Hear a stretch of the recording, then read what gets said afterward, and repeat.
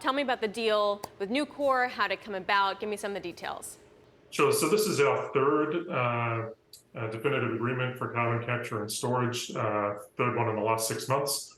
This is with Nucor Corporation, helping decarbonize one of their major steel production facilities. It comes on the back of earlier agreements that we did with Linde in the industrial gases sector and CF Industries, one of the world's largest manufacturers of ammonia.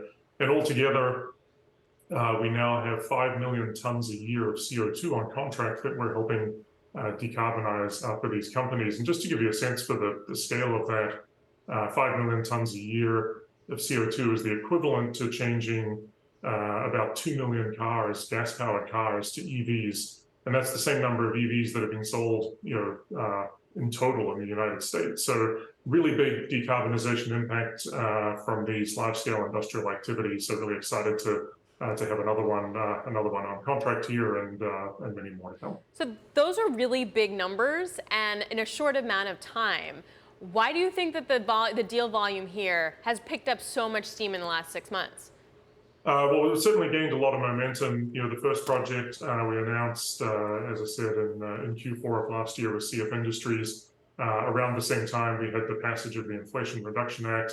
And I think those two things coming together, people seeing an agreement like this actually get put into place with a definitive timeline to start up and so on, plus the additional incentives coming into place with the Inflation Reduction Act, has really built momentum in the level of activity that we're seeing on this front. So as I said, this is the third one in a pretty short period of time. We have several more companies across a range of industries that we're talking to about similar kinds of projects. And so it's really encouraging to see this momentum to build in these so-called hard to decarbonize sectors where we can make a really big impact. How many more of these contracts do you think you're going to be able to sign through the end of the year?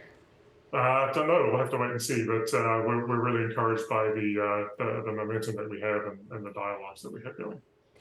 Talking about the details of it, so you basically have to capture and transport and store CO2. So we just break that down for a second. In terms of capturing, do you have to put shovels in the ground to do that, to build new facilities to make that happen?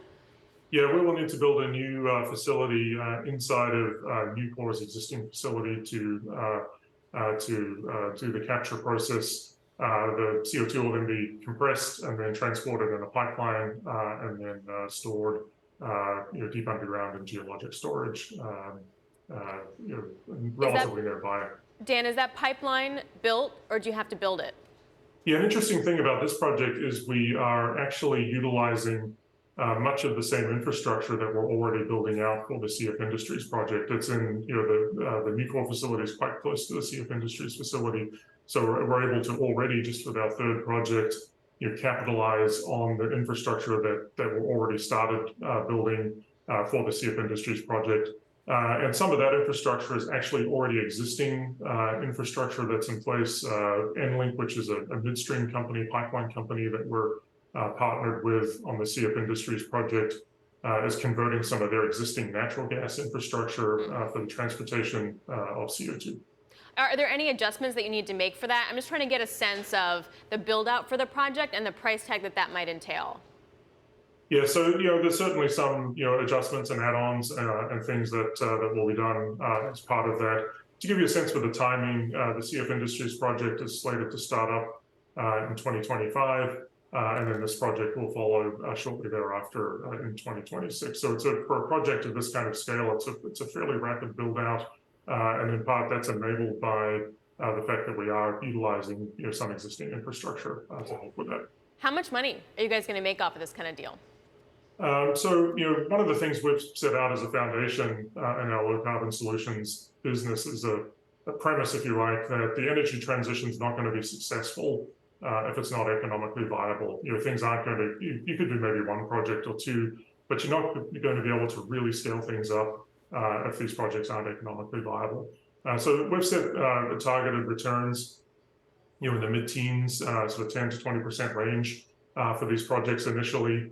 And we think that it's a very attractive return and should attract the capital needed to support these kinds of projects. and at the same time give a good foundation to scale up from here.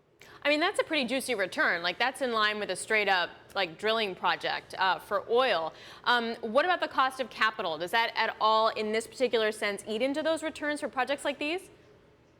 Yeah, so we think that's factored into how we think about this. Obviously, this industry and these kinds of projects are in their infancy. It's very early days, and so we want to make sure that these first projects A, get executed, B, operate successfully, and then C, that we can demonstrate over time that they can earn an attractive return, because again, that's what's going to be necessary to attract the very large scale capital that's going to be required to help accelerate the world's path to net zero. So let's look at that sort of large scale capital. So you have 3 of these projects, right? And then what's the next phase of growth? And then what's like the 3rd or 4th or 5th phase of growth? And how fast do you get to that? Because first you got to prove it's profitable, then you got to be able to scale it, then you got to bring in big money in addition to what Exxon's already committing. Yeah, that's exactly right. The first thing we need to prove is that it's possible. And that's why we've taken it as a top priority to actually get the first handful of these projects agreed with the customers, and then into execution, and then started up, and then operational, and then making money.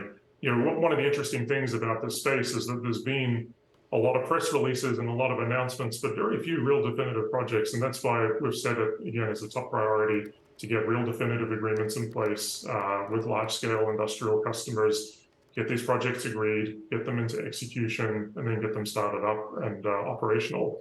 And then looking beyond that, we think that will actually, in and of itself, create a sort of a flywheel effect.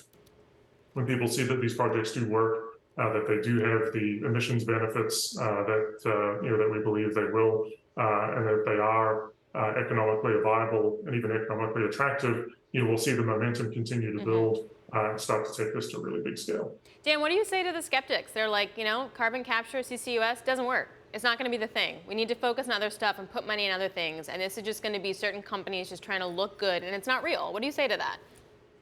Well, I say the first thing is, the energy transition and getting the world to net zero is such an enormous challenge that we need every solution on the table. And it's, to me, it's in some ways perplexing that so much effort is spent arguing about choice A or choice B or this approach or that approach, when candidly we need all of them, and we need all of them to work, and we need all of them to be successful. And so that's why we're focused on those areas where we bring real capability to the table. Carbon capture and storage is one of them. Hydrogen is another area, for example. And that's why we're so focused on getting real projects up and running. And so it's less talk and it's more action, and it's getting real projects going, real steel on the ground, and starting to make a real difference. Before I let you go, Dan, what else are you guys looking at? You have 3 of these projects right now. What else is sort of ready that you're really putting some time and energy and money into right now? So we announced earlier this year a significant step, a FEED award, front-end engineering design contract award for what will be the world's largest low-carbon hydrogen production facility in Baytown, in Texas. And we think hydrogen is also going to play a critical role in decarbonizing heavy industry. If you look at the world's energy-related emissions, 35 billion tons a year, CO2 equivalent, about 80% of that comes from heavy industry, from power generation and commercial transportation. And that's why we're focused on getting after those sectors, and that's where we think both hydrogen and carbon capture and storage is going to play a really significant role.